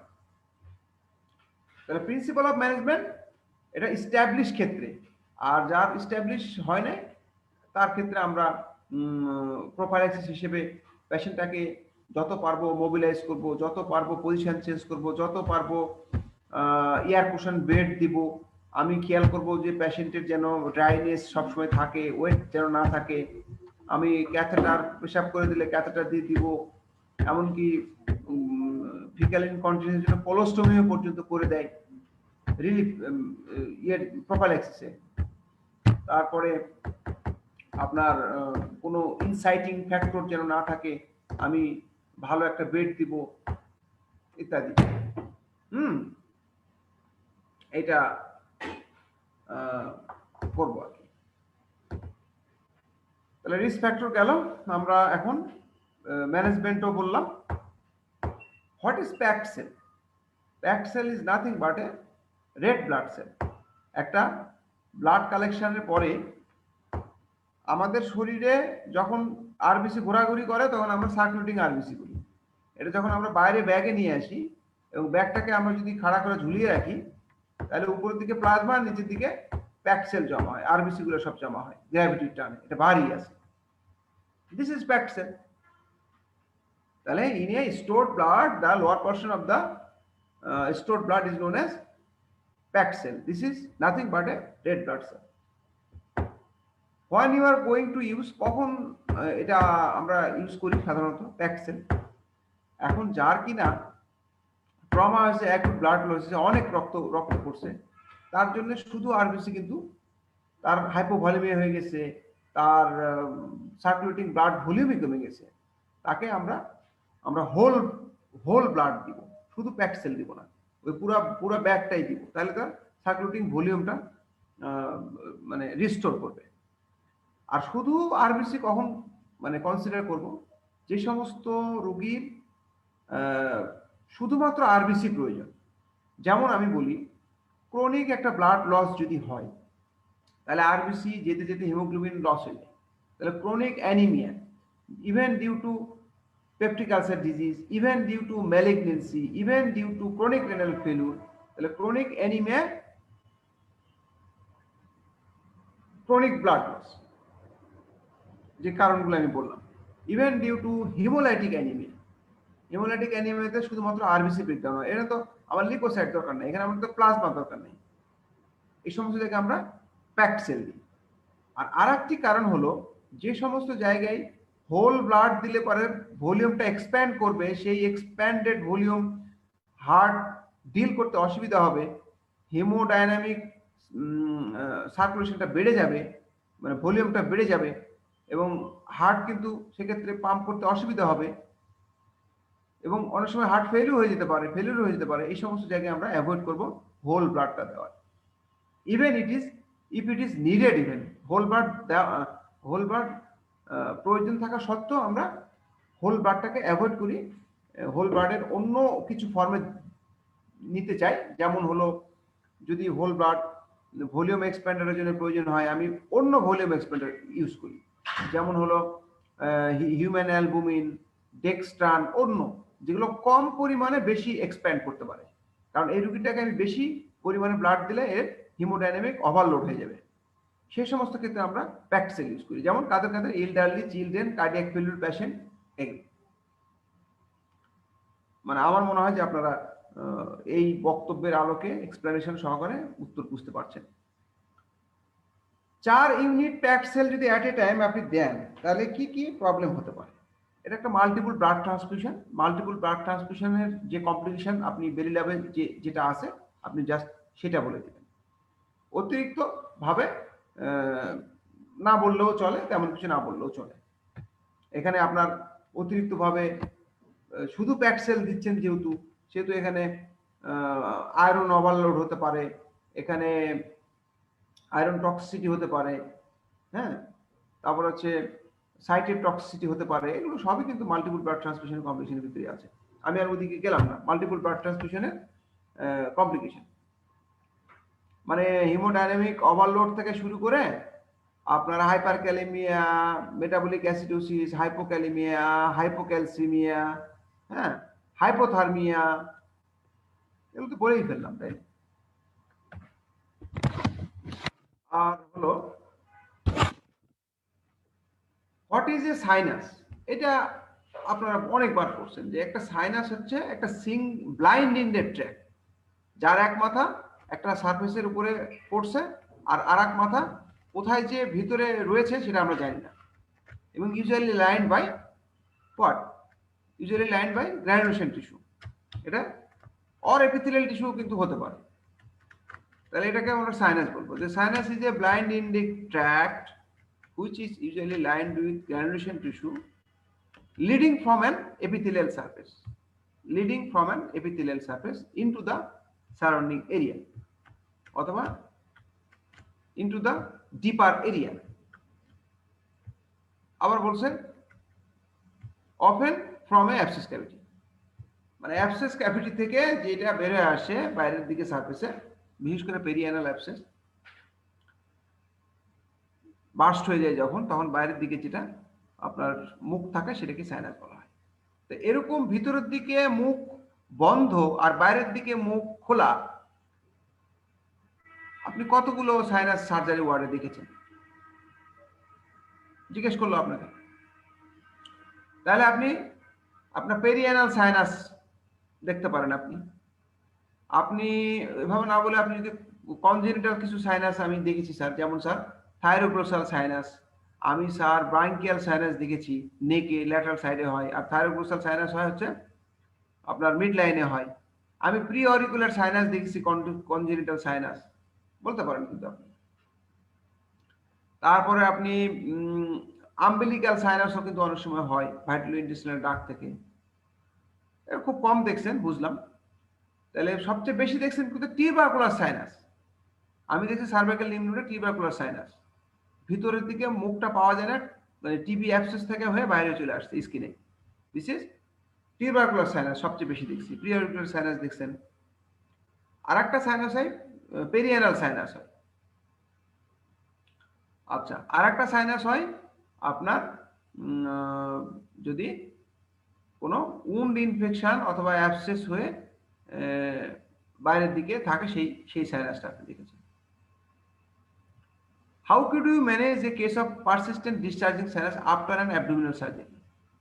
একটা অ্যাবডোমিনাল সার্জারি, আচ্ছা তার আগে আসেন যে পারসিস্টেন্ট ডিসচার্জিং সাইনাসের কতগুলি কারণ আছে, 8-10টা কারণ আছে, এটা আপনি পড়ে নেবেন। সেই কারণগুলো জানতেই হবে, কারণ কারণগুলো না জানলে পরে আপনি চিকিৎসা করতে পারবেন না। এখানে আসবে অ্যাবডোমিনাল সার্জারির পরে, এই যে অ্যাবডোমিনাল সার্জারির পরে কিন্তু একটা সাইনাস থাকে, হতে পারে, যেটার মুখটা বাইরের দিকে আছে আর ভিতরে আপনার মুখটা দেখা যাচ্ছে না। হয়তো পেরিটোনিয়াল ক্যাভিটিতে ওপেন করছে, নাইলে একটা গাটের ওয়ালে গিয়ে জাস্ট গাটের ওয়াল পর্যন্ত কিন্তু পেনিট্রেট করা নাই। পেনিট্রেট করলে গাটের ওয়াল পেনিট্রেট করলে ফিস্টুলা হয়ে যেত, এন্ডোক্রাইনাস ফিস্টুলা হয়ে যেত। তাহলে আফটার অ্যান অ্যাবডোমিনাল সার্জারির পরে কিভাবে আপনি ম্যানেজ করবেন? তাহলে কি সার্জারিটা হয়েছিল, হিস্ট্রিটা নিতে হবে এবং প্রেজেন্টেশনটা নিতে হবে, যে সাইনাসের মধ্যে দিয়ে কি আসতেছে, এখানে স্যার কোনো ডিসচার্জ আসতেছে কিনা, পাস আসতেছে কিনা, এখানে কোনো ইউরিন আসতেছে কিনা, স্টুল আসতেছে কিনা, সেটা আপনাকে ধারণা দেবে যে কোথাকার সাইনাস এটা এবং কিভাবে হয়েছে। নাকি এটা উন্ডের সাইনাস, অ্যাবডোমিনাল সার্জারির উন্ডের সাইনাস হতে পারে, ভিতরে অ্যাবসেস ক্যাভিটি আছে, এই সাইনাসটা বের হয়ে গেছে। তাহলে এই সাইনাস আপনি প্রেজেন্টেশন নিলেন, কোনো মেশ দিয়েছিল কিনা, তাহলে মেশের ইনফেকশন হলেও এটা সাইনাস আকারে প্রকাশ পায়। আচ্ছা, তার টিবি, ক্রোনস, এগুলোর কোনো জ্বর টর আছে কিনা, ক্লিনিক্যাল ফিচার নেবেন। এবার আসে এক্সামিনেশন। এক্সামিনেশনের ভিতরে সাইনাসের ট্র্যাকটা আপনি দেখবেন, এটা হুডেড থাকে এটা আপনার ডিসচার্জটা দেখলেন, টেন্ডারনেসটা দেখলেন, আপনি একটু চেপে রস বের করে দেখলেন, এগুলো কিন্তু কথা বলতে হবে। আমাকে idea of origin of the sinus আমাকে দিবে। এটা পাস হলে অ্যাবসেস, তারপরে গ্রিনিশ হলে বাইল, তারপর স্টুল হলে এটা, ইউরিন হলে এটা। আচ্ছা, তারপরে ইনভেস্টিগেশন করবো কিছু, ওইখান থেকে ডিসচার্জ নিয়ে আমি সিএস করবো, সাইটোলজি করবো, ম্যালিগনেন্সি থেকে হতে পারে।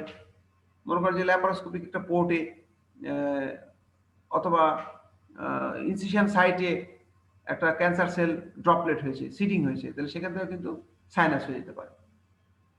ল্যাপারোস্কোপিক পোর্টে, বিশেষ করে আম্বিলিক্যাল পোর্টে বা স্পেসিমেন যেদিক দিয়ে বের করছিল, যেটা হচ্ছে এপিগ্যাস্ট্রিক পোর্টে ল্যাপারোস্কোপিক কোলোসিস্টোমির, এদের ওদিকে ছিল তার গলব্লাডার ম্যালিগনেন্সি, ওখানে বের করার সময় রসটা লেগে গেছে, তাহলে সেই সাইনাস কিন্তু হতে পারে। তাহলে ওই যে সাইনাস ট্র্যাক থেকে আপনার swab, discharge, pus, culture sensitivity, gram staining, FB staining and cytology খুব ইম্পর্টেন্ট। আল্ট্রাসোনোগ্রাফি ও লোকাল পার্টের আল্ট্রাসোনোগ্রাফি করা যায়, যে কোনো অ্যাবসেস ট্যাবসেস আছে কিনা কোনো আশেপাশে, সেটা দেখা যায়। তারপরে আপনি সাইনোগ্রাম করতে পারেন, যে ভিতরের ওপেনিংটা আসলেই ব্লাইন্ড নাকি কোনো জায়গায় পড়ছে। আপনাকে সাইনোগ্রাম করলে আপনাকে একটা অ্যানাটমিক্যাল ডিলিনিয়েশন দিবে। তারপরে আপনাকে আদার কিছু জেনারেল ইনভেস্টিগেশন করতে হবে, যেমন রোগীর নিউট্রিশনাল স্ট্যাটাস, অ্যানিমিয়া, টিবির লাইনে, ইলেকট্রোলাইট, রেনাল ফাংশন টেস্ট, এগুলো করার পরে আপনাকে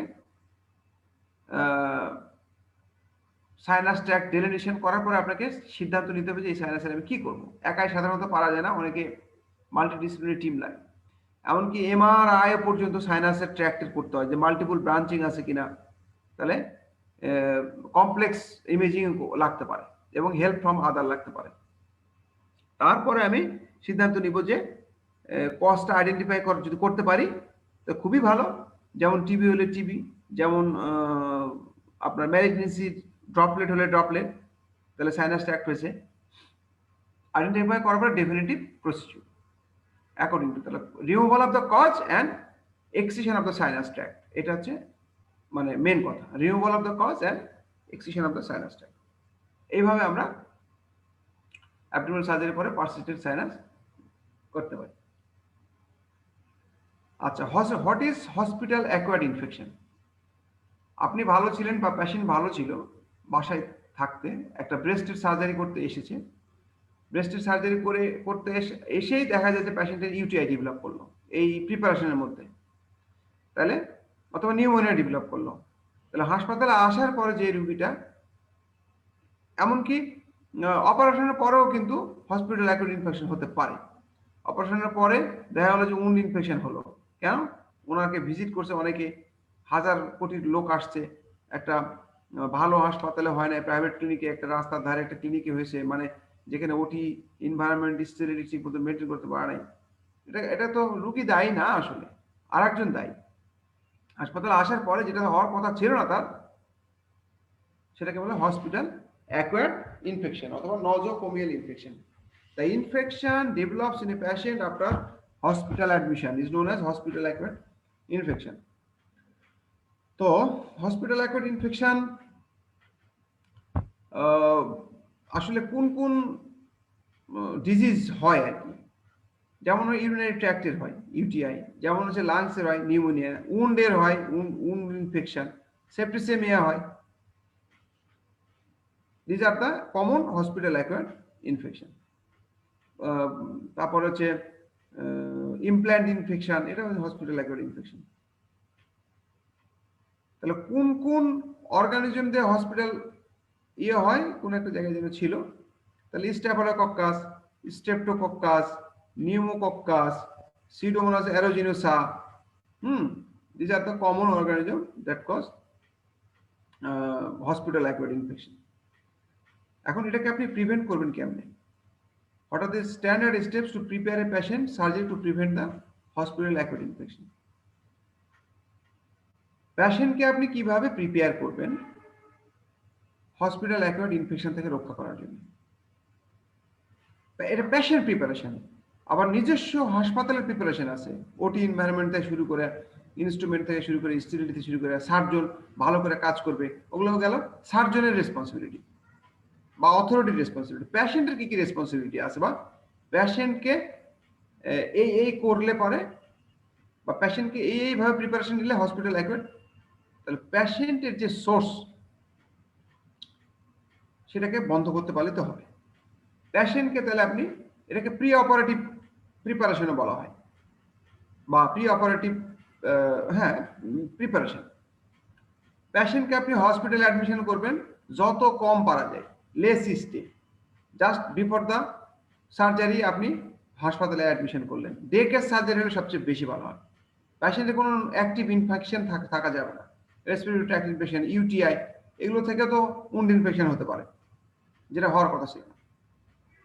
পেশেন্টকে অপারেশনের আগের দিন রাত্রেবেলা অথবা অপারেশন টেবিলেই ভালো শেভিং করতে হবে অপারেটিভ এরিয়ায়। সকালবেলা সুন্দর একটা বাথিং নিবে অ্যান্টিসেপটিক সলিউশন দিয়ে, যার জন্য অ্যান্টিবায়োটিক প্রোফাইল্যাক্সিস লাগবে, বিশেষ করে মেশ টেস্ট, তার জন্য অ্যান্টিবায়োটিক প্রোফাইল্যাক্সিস দিব। এইভাবে আমরা পেশেন্টকে ওয়েল প্রিপেয়ার করে এবং পেশেন্টের লেস ভিজিটর যেন আসে, পেশেন্টের পার্সোনাল হাইজিন যেন ভালো থাকে, এভাবে আমরা পেশেন্টকে প্রিপেয়ার করতে পারি। যদি কোনো অপটিমাইজেশন লাগে, ডায়াবেটিস, ম্যালনিউট্রিশন, এগুলো কারেকশন করে তারপর হচ্ছে আমরা হসপিটাল অ্যাকুয়ার্ড ইনফেকশন প্রিভেন্ট করতে পারি। এখন সার্জনের কি কি দায়িত্ব আছে? তাহলে একটা প্রি অপারেটিভ, অপারেটিভ সার্জন যেগুলো করবে মোটামুটি অপারেটিভ বা পেরি অপারেটিভ। তাহলে সার্জনের মেটিকুলাস টেকনিক করতে হবে, ফরেন বডি রাখা যাবে না, হেমাটোমা রাখা যাবে না, ব্লাড লস যেন কম হয়, ওটি অ্যান্ড ইনস্ট্রুমেন্ট স্টেরিলিটি ঠিক মতন মেনটেন করতে হবে, যত কম করা যায় লেস ইনভেসিভ বেশি প্রসেস করতে হবে, মানে ইনভেসিভ প্রসিডিউর ওপেন মেথডে সার্জারি কম করলে ভালো, ল্যাপারোস্কোপি যেমন এন্ডোস্কোপিক প্রসিডিউর, এগুলো করলে পরে আপনার সার্জন প্রিভেন্ট করতে পারে। আইভি ক্যানুলা মেটিকুলাস টেকনিকে দিতে হবে, ইউরেথ্রাল ক্যাথেটারাইজেশন মেটিকুলাস টেকনিকে দিতে হবে, এবং কোনোভাবে এটাকে মাইনর প্রসিডিউর মনে করা যাবে না, প্রপার অ্যান্টিসেপটিক ওয়াশ দিতে হবে, হ্যাঁ, ট্র্যাপিং করে তারপরে ইউরেথ্রাল ক্যাথেটারাইজেশন করবে। পোস্ট অপারেটিভলি অ্যান্টিবায়োটিক্স দিবে, কন্টিনিউ করবে। তারপর হচ্ছে কোনো সোর্স অফ ইনফেকশন, যেমন ক্যাথেটার একটা বিরাট সোর্স, তারপরে আইভি ক্যানুলা প্রয়োজনে ফ্রিকোয়েন্টলি চেঞ্জ করতে হবে, ক্যাথেটার আর্লি রিমুভাল করতে হবে, আর পেশেন্টের লেস ভিজিটর সার্জন ইনশিওর করবে। তাহলে এইভাবে সার্জন একটা হসপিটাল অ্যাকুয়ার্ড ইনফেকশন আপনাকে বুঝে মুখস্থ রাখতে হবে। তাহলে প্রথমটা গেল প্রি অপারেটিভ, অপারেটিভ আর হচ্ছে পোস্ট অপারেটিভ। এই তিনটা ভাগে কিন্তু আপনি ওভারঅল কিন্তু বলতে পারেন যে I will prevent hospital acquired infection, অথবা সার্জিক্যাল সাইট ইনফেকশনও বলা যায় কিছু কিছু ক্ষেত্রে, by 3 methods: pre operative, operative এবং post operative. Good. What is the role of the isotope renogram in diagnosing kidney disease? Isotope renogram আসলে জিনিসটা কি এবং এই কিডনি ডিজিজে কেন লাগে? কিডনির যে আমরা সার্জিক্যাল ডিজিজ আছে সেগুলো আমরা মেইনলি এই স্টোন ডিজিজ, এই হাইড্রোনেফ্রোটিক মানে অবস্ট্রাকটিভ ডিজিজ আমরা বলি আর কি। তো এই অবস্ট্রাকশনের কারণে কিডনি কতটুকু ফাংশনিং আছে অথবা কতটুকু এক্সক্রিটরি ফাংশন আছে সেটাকে আসলে ডেলিনিয়েট করার জন্য আমরা আইসোটোপ রেনোগ্রাম করি। কিন্তু তার আগে যেমন হচ্ছে ইন্ট্রাভেনাস ইউরোগ্রাফি, যেমন হচ্ছে সিটি স্ক্যান বা সিটি ইউরোগ্রাফি, এগুলো করি কিন্তু আমরা কিডনির ডিজিজ প্যাটার্নটা আমরা কিন্তু মোটামুটি বুঝে ফেলি। কিন্তু আইসোটোপ রেনোগ্রামের প্রয়োজনটা কি? আইসোটোপ রেনোগ্রামের আসলে মানে দুটো প্রয়োজন হলো যে কিডনিটার প্রত্যেকটার কিডনির অ্যানাটমিক্যাল স্ট্রাকচার দেখার জন্য বা অ্যানাটমিক্যাল ডিফর্মিটি দেখার জন্য, ফাংশন দেখার জন্য, অ্যানাটমিক্যাল স্পেক্ট দেখার জন্য আমরা আইসোটোপ স্ক্যানিং, ডিএমএস এ যেটা আইসোটোপ স্ক্যানিং সেটা করি, ডিএমএস এ। আর ডিটিপিএ রেনোগ্রাম যেটা আপনার কেমিক্যাল নাম আপনারা জানেন, ডাই ইথিলিন ট্রিপটামাইন পেন্টাএসিটিক অ্যাসিড, ডিটিপিএ। আর ডিএমএস এ ডাই মার্কেপ্টোপিউরিন সাকসেনিক অ্যাসিড, দুটো কেমিক্যাল জিনিস কিডনিতে পাস করার সময় ছবি তুললে পরে ভালো ছবি উঠে, এটা হলো কথা। তাহলে অ্যানাটমিক্যাল অ্যাসপেক্ট দেখার জন্য ফাংশনাল অ্যাসপেক্ট, ফাংশনাল অ্যাসপেক্টটা এমনই ভালো বোঝা যায় যে প্রত্যেকটা কিডনি কে কত পার্সেন্ট টোটাল ফাংশন করতেছে সেটা বোঝা যায়। তাহলে একটা কিডনি যদি 10% করে, একটা 90% করে, এটা বোঝা যায়। এবং এটা বোঝার দরকার কেন আমার? আমি কিডনি যখন রাখতে চাইবো না কোনো কিডনির, সেই ডিসিশনে কিন্তু সাহায্য করে। তাহলে কিডনি ডিজিজে ডায়াগনোসিসে অ্যানাটমিক্যাল কোনো অ্যাবনর্মালিটি, যেমন হলো পেলভিক অ্যালিসিয়াল সিস্টেমের অ্যানাটমিক্যাল কোনো অ্যাবনর্মালিটি, ইভেন কনজেনিটাল অ্যাবনর্মালিটি দেখার জন্য আইসোটোপ সাহায্য করতে পারে। আর ফাংশনাল স্ট্যাটাস দেখার জন্য আমার isotope split function even before going for any kidney removal surgery. 10%-এর নিচে হলে পরে সেই কিডনিটা রাখি না আমরা। তাহলে আমরা কিভাবে সেটা কনফার্ম করবো? এই আইসোটোপ রেনোগ্রামের মাধ্যমে ওই কিডনিটা পার্টিকুলার কিডনি এত পার্সেন্টের কম কাজ করতেছে, তখন আমরা আইসোটোপ রেনোগ্রাম একটা imaging, this are done by nuclear imaging department like PET scan, isotope renogram আমরা করি। তাহলে আপনারা বুঝলেন যে আইসোটোপ রেনোগ্রাম আমরা কখন করি।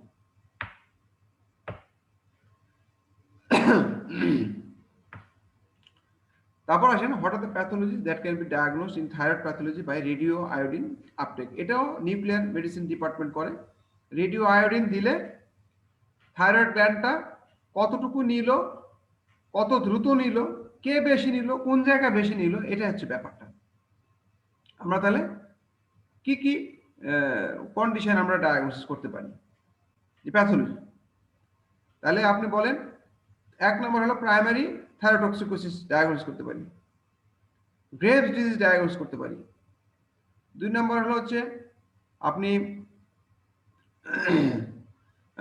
একটা থাইরয়েড নোডিউল আপনি হাইপার ফাংশন আর হাইপো ফাংশন আপনি ডায়াগনোসিস করতে পারেন।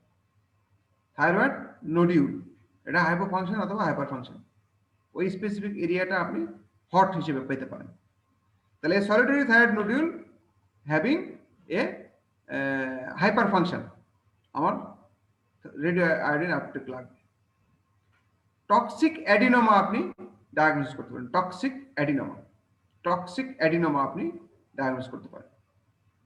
থাইরয়েড ম্যালিগনেন্সিতে সাধারণত প্রয়োজন পড়ে না, যদি প্রয়োজন পড়ে এটা সাধারণত হাইপোফাংশনই হয় থাইরয়েড ম্যালিগনেন্সিতে। হাশিমোটো থাইরয়েডাইটিস আপনি ডায়াগনোস করতে পারেন, হাশিমোটো থাইরয়েডাইটিস। আপনি হাইপোথাইরয়েডিজম ডায়াগনোস করতে পারেন, ওই এলাকাটা আপনার কম ফাংশনিং হবে, হাইপোথাইরয়েডিজম। এবং আপনি থাইরয়েড ম্যালিগনেন্সির রিকারেন্স আপনি ডায়াগনোস করতে পারেন, থাইরয়েড ম্যালিগনেন্সির চিকিৎসার পরে রিকারেন্স ডায়াগনোস করতে পারেন। এটা যদিও প্যাথোলজি না, আপনি কোন ক্ষেত্রে ডায়াগনোস লাগে আর কি। তাহলে এই প্যাথোলজিগুলো আপনি আস্তে আস্তে করে বলে ফেলবেন। ভলভুলাসের এক্স-রে ফাইন্ডিংস, একটা ভলভুলাস সাধারণত সিগময়েড ভলভুলাস বলা হয়, এটা মিন করা হয়েছে সিগময়েড ভলভুলাস। আরো ভলভুলাস আছে, সিকাল ভলভুলাস, স্টোমাক ভলভুলাস, হ্যাঁ, স্মল ইন্টেস্টিনাল ভলভুলাস বা মিড কাট ভলভুলাস বলে, এটা বোঝাইছে মিড সিগময়েড ভলভুলাস। সিগময়েড কোলনটা আপনি রেকটামের এখান থেকে পেলভিস থেকে ওঠে। তাহলে প্রথম কথা হলো যে এ নিউম্যাটিক টায়ার লাইক আপনার গ্যাস শ্যাডো, নিউম্যাটিক মানে বাতাস সমৃদ্ধ, that originated in the pelvis, এবং একটা সিঙ্গেল লুপ হয়, একটা লুপ হয়, যে লুপের দুটো লিম্ব থাকে, একটা অ্যাসেন্ডিং লিম্ব আর ডিসেন্ডিং লিম্ব। যেই লিম্বটা দুটোই ডিস্টেন্ডেড থাকে উইথ দ্য বাতাস, এবং এয়ার ফ্লুইড লেভেল দুটো লিম্বে আলাদা আলাদা করে প্রকাশ পেতে পারে। তাহলে hugely distended bowel gas, pneumatic tyre like gas shadow, একই কথা, that originated from the pelvis এবং টুয়ার্ডস দ্য, অনেক সময় চলে যায় হচ্ছে লেফট হাইপোকন্ড্রিয়াক রিজিয়নে, ব্র্যাকেটে রাখলে, যেটা কিনা দুটো লিম্ব থাকে, দুই লিম্বেই may have air fluid level, যার নেকটা প্যাচ খেয়ে গেছে, টুইস্টেড হয়ে গেছে। তাহলে এটা একটা ভলভুলাস, ক্লোজড লুপ অবস্ট্রাকশন বলে, closed loop obstruction. Distended loop তো বললেন। হিউজলি ডিস্টেন্ডেডও থাকতে পারে। These are the classical findings of Sigmund Volvolas. How can you differentiate small and large bowel obstruction in plain X-ray? এটা তো আপনারা পারার কথা ছিল।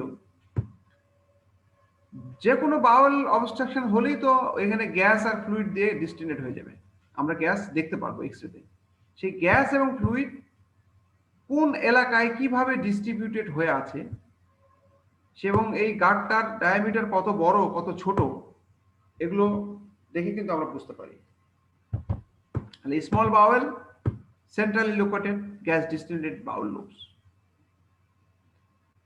Gas distended bowel lobes centrally located may have air fluid levels in a step ladder pattern or featureless pattern.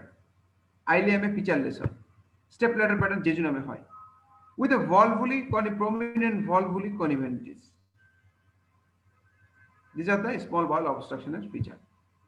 Large bowel obstruction, peripherally placed, distended with gas, may have fluid level, not having valvuli connivences but hostile markings may be seen. That's a large bowel obstruction. What are the hazards of the plain X-ray? আমরা already বলেছি, related to এটা আবার plain X-ray বলে দিছে, তাহলে contrast agent related Hazard কিন্তু বললে হবে না। প্লেন এক্স-রে হ্যাজার্ডস আপনি আয়োনাইজিং রেডিয়েশন টাইপ বলবেন। আপনি এখানে হ্যাঁ ঠিক আছে, আয়োনাইজিং রেডিয়েশনটা বলবেন। What is hospital acquired infection? What is the clinical importance of it? What are the organisms associated with it? Already বলা হয়ে গেছে। ক্লিনিক্যাল ইম্পর্টেন্স হলো এই হসপিটাল অ্যাকোয়ার্ড ইনফেকশন, পেশেন্টটা যার কোনো মানে সে আশাই করে নাই, সে হাসপাতালে এসে তার হসপিটাল অ্যাকোয়ার্ড ইনফেকশন হয়ে গেল, যেটা কিনা পেশেন্টের হসপিটাল স্টেটাকে বাড়িয়ে দিবে, হসপিটাল কস্টটাকে বেড়ে দেবে, নিজস্ব কস্ট বেড়ে যাবে এবং পেশেন্ট সামটাইমস ডেঞ্জারাস সিকুয়েলের ভিতরে পড়ে যায়। This is the clinical importance. Organism কি? স্ট্যাফিলোককাস অরিয়াস, ই কোলাই, স্ট্রেপ্টোসিরিয়াম অলরেডি বলেছি। Name the blood substitutes. ব্লাডের যে অল্টারনেট, আপনারা বলবেন যে alternative to blood that we are used in replacement of the blood and blood products known as blood substitutes. ব্লাডের alternate হিসেবে যেই কম্পোনেন্টটা ইউজ করি সেটাকে ব্লাড সাবস্টিটিউটস বলে। তো ব্লাড সাবস্টিটিউটস আপনার দুই ধরনের আছে, একটা হচ্ছে অক্সিজেন ক্যারিং ক্যাপাসিটি সহ আর অক্সিজেন ক্যারিং ক্যাপাসিটি ছাড়া।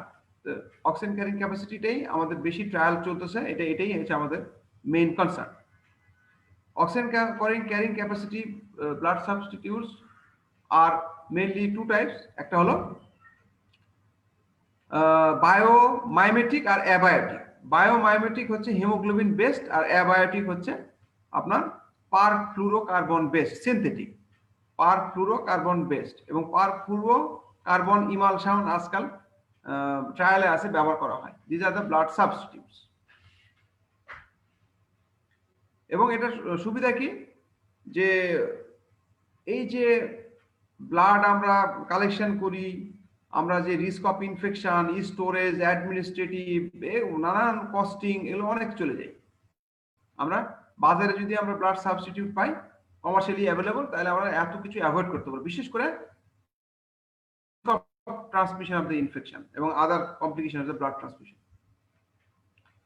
When does coagulation failure occurs in blood transfusion? একটা ব্লাড ট্রান্সফিউশন যদি আপনি বেশি বেশি দেন, তাহলে মাল্টিপল ম্যাসিভ ব্লাড ট্রান্সফিউশন দিলে কিন্তু সব কোয়াগুলেশন ফ্যাক্টর কিন্তু ডাইলুট হয়ে যাবে, ডাইলুশনাল কোয়াগুলোপ্যাথি হয়ে যাবে। ইনঅ্যাপ্রোপ্রিয়েট যদি ব্লাড কম্পোনেন্টস দেন, আপনি লাগছে পিসিবি, আপনি পুরোটাই দিয়ে দিলেন, তাহলে ডাইলুশন হয়ে যাবে।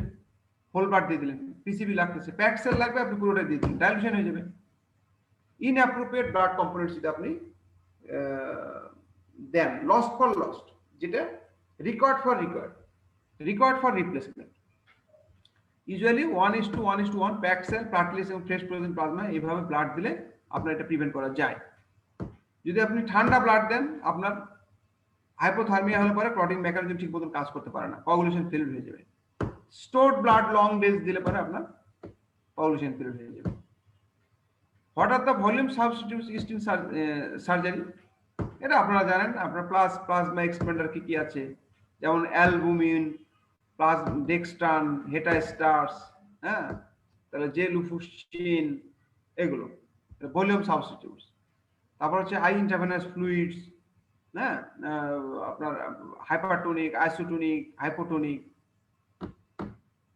আপনাকে এক্সাম্পল সব বলে দেবে। একটা ডোনার ব্লাড ট্রান্সফিউশন দিতে গেলে কিভাবে সিলেক্ট করবেন? সে নিশ্চয়ই 10 বছরের বাচ্চা হবে না, তাহলে অ্যাডাল্ট 18 বছর 21 বছরের উপর হতে হবে, ওয়েল ফিজিক্যালি হেলদি হতে হবে, কোনো অ্যাক্টিভ ইনফেকশন থাকা যাবে না, কোনো এইচআইভি বা এইচবিএসসি পজিটিভ হওয়া যাবে না। এগুলোই তো হচ্ছে সিলেকশনের ক্রাইটেরিয়া। এবং উইলিংলি দিতে হবে, বেচা কিনা করা যাবে না। তাহলে সিলেকশন অফ দ্য ডোনার। এবং কত মাস পর পর দিতে হবে সেটা বলবে। প্রফেশনাল ডোনার হওয়া যাবে না, 4 মাস পর পর দেওয়া যায় একটা। What is the significance of the screening test? আপনারা জানেন 5টা টেস্ট করা হয়। আপনি বলবেন to reduce the risk of the transmission of infection. কি কি? এইচআইভি, তারপর হচ্ছে হেপাটাইটিস বি, সি, তারপর হচ্ছে ম্যালেরিয়া, সিফিলিস আমাদের দেশে। How to diagnosis mismatch blood transfusion has occurred? Mismatch blood transfusion হলে প্রথমেই আপনার অ্যালার্জিক রিয়াকশন হতে পারে, জ্বর হতে পারে, মিসম্যাচ হয়ে গেছে। আপনি প্রথমে চেক করবেন, এরকম সিমটম দেখলে প্রথমে চেক করবেন যে রোগীর ব্লাড গ্রুপ কি। আর হচ্ছে তাহলে প্রথম হলো ডায়াগনোসিসের প্রথম ধাপ হলো যে checking the patient blood group and হচ্ছে ব্যাগের যে ব্লাড গ্রুপ। তারপর হচ্ছে ক্লিনিক্যাল সিমটমস, তারপর হচ্ছে চিলস, রাইভর, ফিভার, তারপর হচ্ছে allergic, urticaria, hypovolaemia, hypotension, chest tightness. This are the mismatch blood ট্রান্সফিউশনের সিমটমস। আপনি কনফার্ম করলেন, আবার রিচেক করলেন, পেশেন্টের ব্লাড পাঠিয়ে আর হচ্ছে ব্যাগের ব্লাড পাঠিয়ে আপনি করলেন, কি বলে, ক্রস ম্যাচিং করলেন, কনফার্ম করলেন। এভাবে কনফার্ম করা যায়। কনফার্ম করে দেখা গেল যে আসলে এক ভুল করে ব্লাডের একটা রাকের সাথে দেওয়া হয়েছে, তাহলে এইভাবে আপনার মিসম্যাচ হতে পারে। তো আপাতত আজকে এই পর্যন্ত থাকুক। Hopefully we will discuss maybe 2 or 3 days in a week, then we will progress inshallah. So thank you very much. আপনারা আমি যেটা বলছি বা বলতেছি সেগুলো যদি আপনারা লেকচার শুনে লিখে ফেলেন পরবর্তীতে, তাহলে it will be easier for you. Thank you very much. Hopefully you will be benefited.